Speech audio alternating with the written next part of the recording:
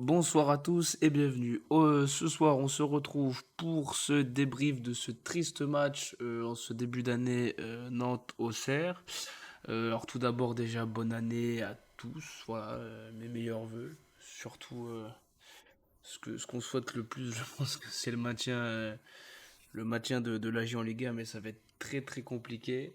Alors, au programme de ce soir, donc comme d'habitude, le résumé du match, les notes, un point sur les résultats et le classement de ce week-end, non, parce que les matchs sont décalés, un point sur le futur match en Coupe de France face à Dunkerque, et une petite partie mercato où ça y est, Mathias Ablin a été officialisé. Donc on va commencer par le résumé de ce match. Alors, au niveau de la compo, il y a eu du changement.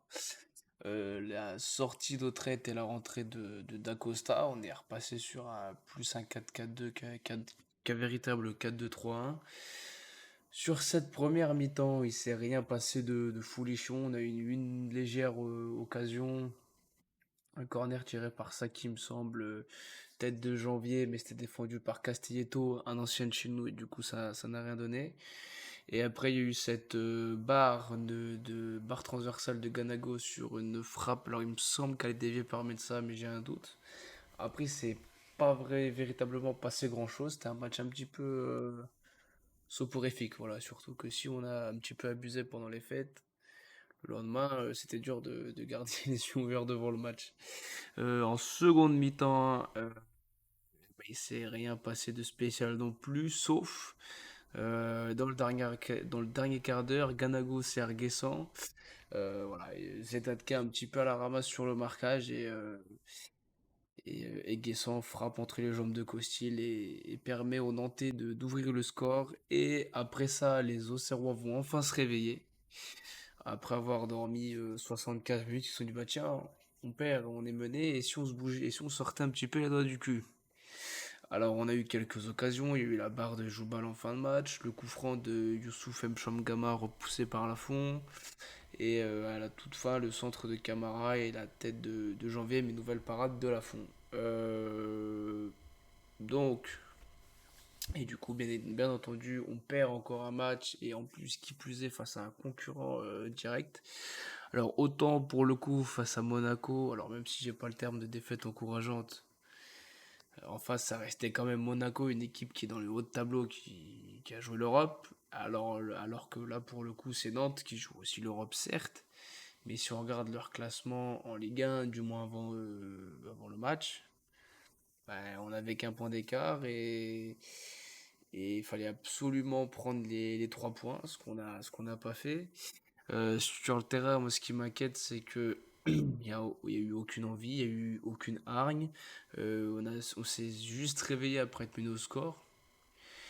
Faudrait peut-être signifier aux mecs qui étaient sur le terrain que un match ça se joue 90 minutes. Il faut arrêter à chaque fois d'être dans la réaction, d'attendre, de se regarder dans le blanc des yeux. Oh bah tiens on perd, ah bah si on se bougeait le cul. Bah ouais mais c'est peut-être à un moment donné, faut peut-être se réveiller avant aussi. Il y a un manque de mental, il y a aussi un manque de niveau. Le mercato, il faut espérer ne pas faire un mercato aussi catastrophique qu'on a fait cet été, parce qu'on pourra faire un petit bilan, ça va pas prendre longtemps, mais on va voir à quel point il a été catastrophique. Et voilà, il y a une remise en question obligatoire de la part de tout le monde, de tout l'effectif. C'est pas normal d'attaquer un match face à un concurrent direct et de pas s'arracher le cul sur le terrain. On joue le maintien. On le sait que ça va être compliqué, que ça va jouer sur des détails, mais si on se fait pas un minimum de violence, ça marchera pas. Et là, pour l'instant, voilà, on est reparti tout droit sur l'autoroute de la Ligue 2. Et à noter aussi qu'il manque d'un leader. Il manque un mec au-dessus du lot qui tire un peu l'équipe, qui tire l'équipe vers le haut. C'est compliqué. Nyang, vu son positionnement, c'est pas évident de le faire. Touré, c'est trop tendre. Et après, le reste, il y a Janvier, mais moi, je pense que après, on en reviendra, on en reviendra après. Mais c'est vraiment au milieu de terrain où ça va pas. Donc maintenant, résumé de ce match fait, on va passer aux notes. Alors, les top et flop, bon, il y a eu aucun top. Enfin, J'ai quand même sorti du lot Janvier Nyang parce que Janvier c'est toujours aussi solide et Nyang bah, il s'est démené comme il a pu mais malheureusement bah autour de lui c'était un peu voilà c'était moribond c'était pas terrible ce qu'il y avait autour de lui donc ça l'a pas forcément aidé. Costil bah match décevant encore une fois il est pas décisif il sort pas assez vite sur le but enfin bref là ça fait 2 matchs qu'il est pas décisif ça commence à être inquiétant. Mensa, bah, il déborde toujours autant d'énergie, mais c'est toujours aussi brouillon. Il y a des pertes de balles, il y a des. Ça commence à être compliqué. Bon, janvier, je l'ai dit juste avant, c'est un des seuls qui sort du lot. Joue mal, un peu mieux que face à Monaco, mais pas non plus, c'est pas non plus la folie. Zedatka, il fait un bon match, mais malheureusement, le but, il est en partie pour lui. Au milieu de terrain, Touré et Saki, mauvais match les deux parce que ça n'a rien proposé. Perrin, qui était encore une fois aligné titulaire, malgré son mauvais match face à Monaco, et bah voilà, c'est compte, on te donne 2 chances et les 2 chances, tu les crames. Ça devient compliqué. Sinayoko, bah, il a fait du Sinayoko, hein, il s'est démené, il a porté ce qu'il a pu, ça n'a pas suffi. D'Acosta sorti à la mi-temps, bah, il fait pas un bon match. Je trouve que par contre sa sortie a été un petit peu prématurée. Et Nyang, voilà, qui pour moi c'est le seul qui sort du lot. Alors j'ai remarqué, j'ai oublié de noter sur les titulaires ceux qui sont sortis. J'ai mis les entrants, mais pas. Si je me trompe pas, c'est Mchomgama et Autrette qui ont remplacé Perrin et D'Acosta. Et après, Camara a dû remplacer Sinayoko et Hein. Et bah, Hein, je sais plus, je vais essayer de retrouver ça rapidement. D'accord, au niveau des changements. Oui, donc Hein a remplacé Saki, Camara, Sinayoko et Autrette a bien remplacé D'Acosta et Mchomgama remplacé par Perrin. Mais voilà, les entrants, Mchomgama, alors là pour le coup, la fois d'avant il a eu une demi-heure, là il a eu une mi-temps, ça ne change rien. Alors si, il a mis un coup franc, excusez-moi, c'est quand même magnifique. Le mec, depuis le début de saison, le seul truc qu'il a fait, c'est tirer un coup franc et encore. Ça a été repoussé par la fond. Donc sa mi-temps a été vide, nul, zéro. Voilà, il fait partie de ce brillant mercato qu'on a effectué cet été. Au trade, ça a été mieux que face à Monaco, mais c'est toujours pas assez. Camara, voilà, il s'est encore procuré une situation de jeu, enfin, une situation de jeu. Voilà, il a trouvé d'une belle patte gauche, un beau centre du gauche. La tête de Janvier, malheureusement, à la fond, fait un arrêt. Et Hein, un peu mieux que face à Monaco. Bon, en même temps, c'était pas compliqué, mais c'est pas le Gauthier Hein qu'on a. Enfin, ça n'a rien à voir avec celui qu'on avait la saison dernière. C'est assez inquiétant. Inquiétant. Au niveau du classement, alors malheureusement, il n'était pas à jour parce que quand j'ai fait quand j'ai mis les captures d'écran, les matchs n'étaient pas finis. Alors après, ça n'a pas dû changer grand-chose. On est toujours au 18e. Bon, sinon, j'ai l'autre classement sous les yeux, mais bah voilà, on est à égalité avec Brest. On est à 2 points d'Ajaccio. Bah, Nantes, forcément, qui nous met 4 points. Après, il y a Strasbourg qui est pas là non plus, mais il me semble qu'ils ont perdu face à 3. Voilà, après, sinon, au niveau. Bon, bah, Toulouse qui bat Ajaccio, mais Toulouse, pour le coup, ils se donnent un vrai bol d'air frais en restant à 6 points. Lorient qui fait une remontada face à Angers. Monaco qui bat Brest. Donc, c'est quand même assez incroyable de ne pas être complètement largué en ayant chopé que 13 points en 17 matchs. C'est une chance inespérée, mais malheureusement, les joueurs n'ont pas l'air motivés pour la saisir et essayer de rattraper, de remonter des points, de se sortir le plus vite possible de cette zone rouge. Donc, on est quasiment à la moitié du championnat. Le prochain match en championnat, du moins, c'est face à Toulouse. Bon, Toulouse, ils sont pris une grosse claque face à Marseille, mais ils sont bien réveillés face à un concurrent direct. Voilà. Eux, ils savent gagner face à des concurrents directs. Nous, c'est compliqué, mais bon, d'ici là, il y aura sûrement bon, Ablin qui a été officialisé et Touré, logiquement, c'était confirmé par Pellissier.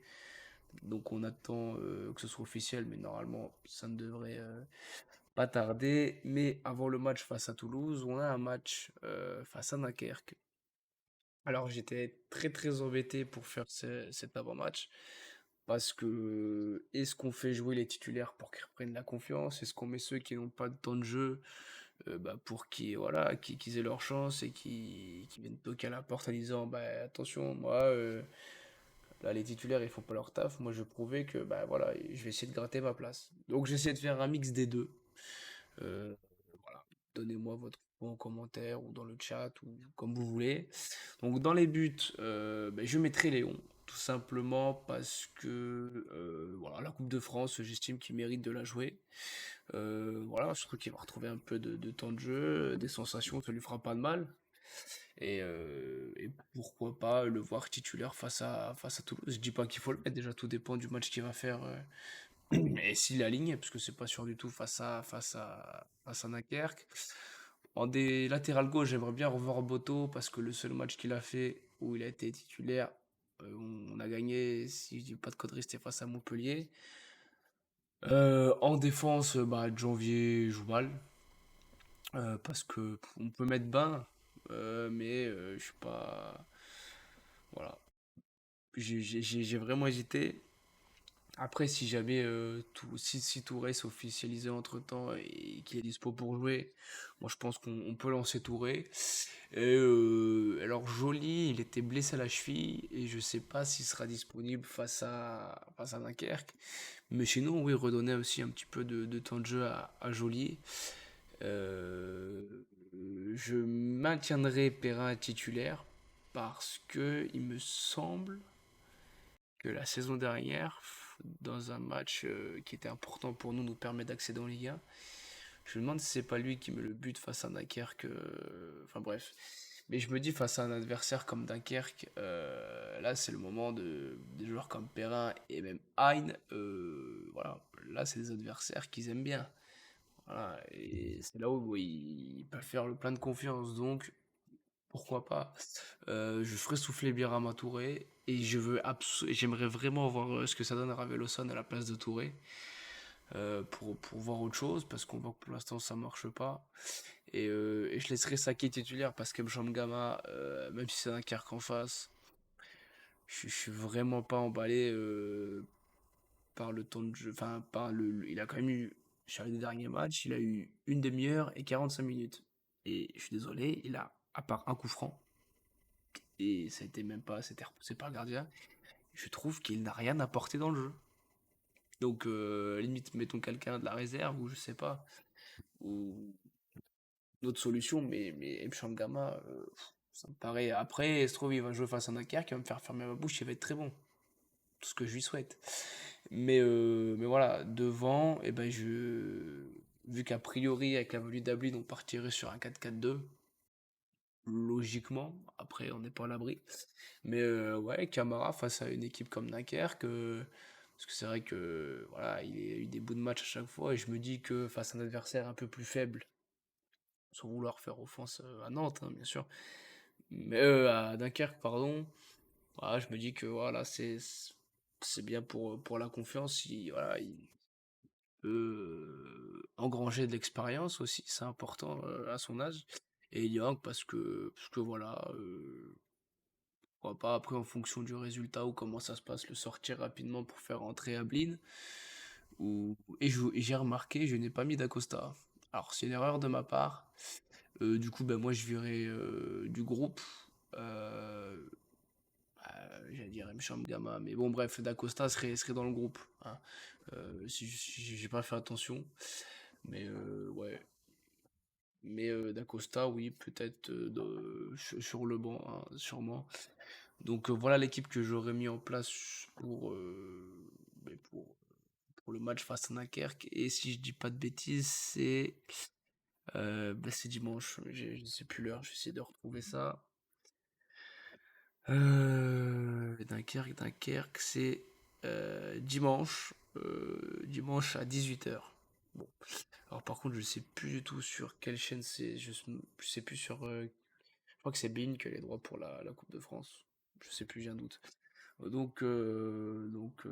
Voilà pour l'avant-match face à Dunkerque. Et maintenant, la partie mercato, très rapidement, voilà. Bon, Ablin qui vient chez nous. Euh, alors, c'est un joueur qui a du potentiel. Attendez, je crois que je peux, si j'ai encore le bon truc. Ah, voilà. Donc, il y aura moyen de regarder. Tac. Ablin. Donc, ouais, il a pas. Donc un but, une passe D en Ligue 1 et c'était face à nous. Alors il a joué que 7% de minutes, mais participation de but 6%. Et nous, des fois il y a 100% d'ose départ et 100% de minutes de jouer.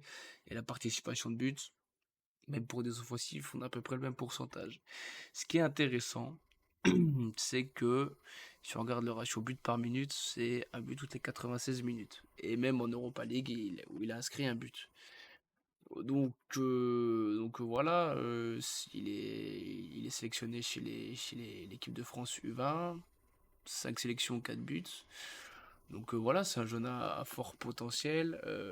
Moi, après, moi, je dis pourquoi pas, mais c'est dommage parce qu'on a Camara en plus qui commence voilà, qui commence à avoir du temps de jeu et qui commence à se montrer. Après, si on reste dans ce 4-4-2, bon, je pense que les deux devant titulaires, ce sera Ablin et Nyang, et voilà, Dacosta sur un côté, et Camara, voilà, sur le banc. Du moins, je l'espère. Après, moi, le profil que j'aimerais bien avoir, bon, le problème, c'est qu'il faut qu'on recrute un petit peu partout, voilà, même sur les ailes, au final, Hein, bah, il est éteint. Perrin, Dacosta, c'est par intermittence. Mais sinon, pour moi, ce qui manque vraiment, c'est un milieu de terrain défensif. Alors, j'ai essayé de trouver quelques bons plans mercato en fonction, voilà. J'ai essayé de faire un truc plus ou moins réaliste. J'allais pas mettre N'Golo Kanté, vous allez vous en douter. Premier joueur de cette liste, Glenn Kamara, qui joue aux Glasgow Rangers. Donc là, pareil, ce serait un prêt, mais je veux dire, il a quand même. Voilà, sur son CV, il y a quand même Arsenal, même si c'est chez les jeunes. Je vais te dire pourquoi pas, il joue pas souvent. Voilà, c'est un beau bébé, 1m83, costaud. Voilà, c'est un petit peu le profil qu'on n'a pas, parce que même Touré, je trouve que voilà, physiquement, il répond pas assez aux attentes de la Ligue 1. Pourquoi pas, voilà, on voit qu'il a très peu de temps de jeu, donc après, pourquoi pas. Un profil aussi que j'aime bien, c'est Sébastien Ruggi. Alors lui, voilà, lui c'est quand même, il est passé par le Bayern. Attendez, hop, voilà. Donc c'est pareil, là c'est que des joueurs, pardon, c'est que des joueurs d'expérience. Et c'est ce qu'il nous faut. Il nous faut un leader qui tire, pardon, l'équipe vers le haut. Voilà, il joue pas beaucoup à Offenheim. Voilà. Deuxième idée. Après, on a aussi Nampalis Mendy, encore un registre un petit peu différent, même si ça reste un milieu défensif. Il connaît bien la Ligue 1 parce qu'il est passé par Monaco et Nice. Et voilà, en Angleterre, ça se passe pas vraiment bien pour lui. 10% de minutes jouées, c'est vraiment très peu. Et en plus, fin de contrat en juin 2023. Donc, pour le reste, Rudy aussi. Bon, Camara, à mon avis, c'est compliqué parce que c'est 2025. Mais voilà, si jamais ça se passe bien, et bah, tu les prolonges d'une pige. Et puis, voilà. Un autre joueur, Victor Wanyama, je sais pas comment ça se prononce. Alors lui, pour le coup, il est sans club. Il joue à l'Impact de Montréal. Et il est libre depuis le 1er janvier, depuis hier. Donc, voilà, nous, notre spécialité étant de faire des joueurs libres.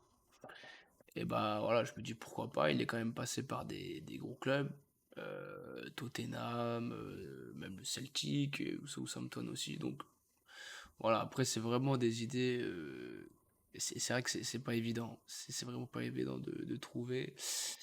Après, il y a eu, or ça, Franck Onyeka, ça me paraît compliqué, Ça me paraissait compliqué jusqu'à temps que je vois son temps de jeu. Il n'a pas un temps de jeu énorme non plus. Après, vu sa valeur, voilà, ça met. Si on l'a, c'est en prêt et ce sera un prêt sec, malheureusement. Mais voilà, ça peut être un milieu qui pourrait nous apporter de la puissance et de l'impact physique au milieu, tout comme Chaloba, qui, voilà, lui par contre pour le coup, le temps de jeu, alors à voir s'il me semble qu'il a, je sais plus si c'était une blessure ou je confonds avec un autre joueur, ouais non. Donc voilà, il y a eu une blessure, il y a eu carton rouge, c'est très compliqué, mais c'est pareil, il a 28 ans, mais voilà, il est quand même passé par Chelsea. Donc à voir, voilà, c'est des idées comme ça que j'ai un petit peu essayé de fouiller à droite, à gauche. Et si, bien évidemment, si on va faire un... comment on pourrait tourner ça?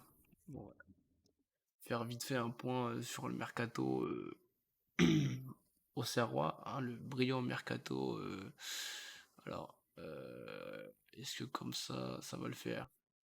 Oui, non. Alors attends, normalement, si je mets le transfert de la saison en cours. Voilà.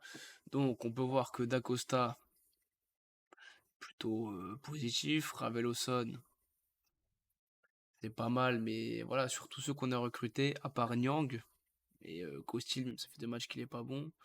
Je pense que les seuls à sauver, ce serait bah, Janvier, euh, Costil malgré tout, et Nyang. Et Raveloson, c'est pas mal, mais c'est pas le mec qui va te tirer vers le haut. Et Mfamgama, j'en parle même pas. Denis Bain, il a un temps de jeu famélique. Brian Pereira, bah, on a vu que voilà, ça c'était une histoire aussi bizarre avec le recruteur de Lens qui est arrivé mais qui n'est pas resté long feu. Très bizarre. Mensa, c'est pas mal, mais encore une fois, c'est pas assez. Zedatka,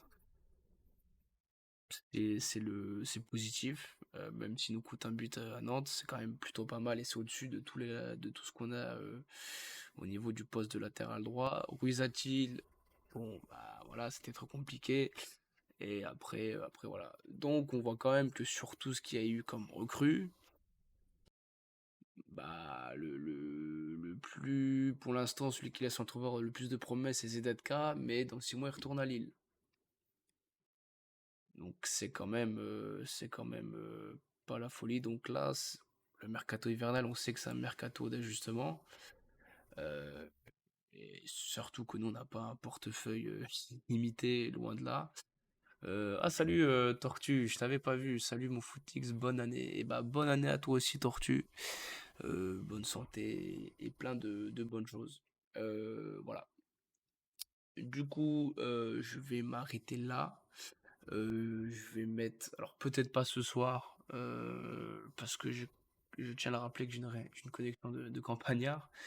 Mais si c'est pas mis ce soir, ce sera mis demain sur YouTube pour ceux qui voudraient le voir ou le revoir. Et voilà, n'hésitez pas à liker, abonner, que ce soit sur Twitch, YouTube, Twitter, euh, à commenter, et puis voilà, tout le tintouin habituel.